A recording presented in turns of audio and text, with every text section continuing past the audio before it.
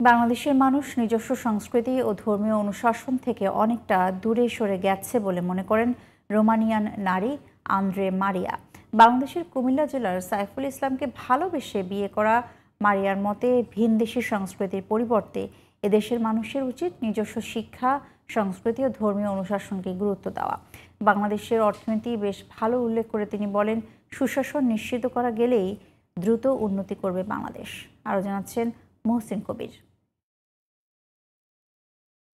২০০৪ সালের ডিসেম্বরে পড়াশোনার উদ্দেশ্যে দক্ষিণ পূর্বাঞ্চলীয় ইউরোপীয় দেশ রোমানিয়ায় পাড়ি জমান বাংলাদেশের কুমিল্লা জেলার দেবিদ্বারের ছেলে সাইফুল ইসলাম।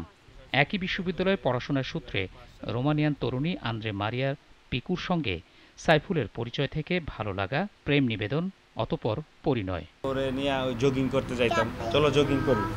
জগিং করতে করতে আস্তে আস্তে আস্তে আস্তে পড়াই গেছে। আমার হাজব্যান্ড অনেস্ট আর ভালো মানুষ, সেটা আমি দেখছি। একে তো মুসলিম, তার উপর বাংলাদেশের নাগরিক। এ কারণে সাইফুলকে কোনোভাবেই মেনে নিতে পারছিলেন না মারিয়ার বাবা মা। জায়গা কিনছি একটা 12,000 ইউরো দিয়া পাশেই মারিয়ার নামে। তখন জায়গা কিনছি মারিয়ার নামে, শ্বশুর বলে কি যে তুমি যে মারিয়ার নামে কিনছি সে তোমাকে তালাক দেয়। আমি বললাম দিলে দিবে, এটা তো তার গিফট। তখন এই মারিয়ার বাবা মার ভিতরে ওই জাগরণটা আসছে। এদিকে বিয়ের আগেই ইসলাম ধর্ম গ্রহণ করতে চেয়েছিলেন মারিয়া, কিন্তু আবেগের বশে নয়, ইসলামকে জেনে বুঝে তারপর এই ধর্মে সামিল হওয়ার পরামর্শ দেন মসজিদের ইমাম। 3 বছর বিয়ার পরে আমি ডেইলি পড়াশোনা করছিলাম ইসলামের ধর্ম, বই, ইউটিউব, ইন্টারনেট, কোরআন শরীফ, রোমানিয়ান ভাষা।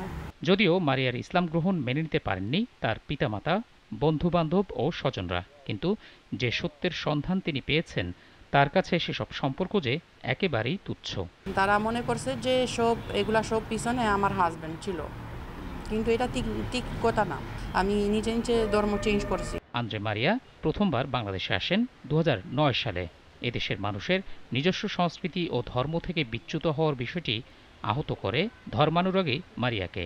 বাংলাদেশের মানুষ একটু ধর্ম থেকে একটু দূরে যায়।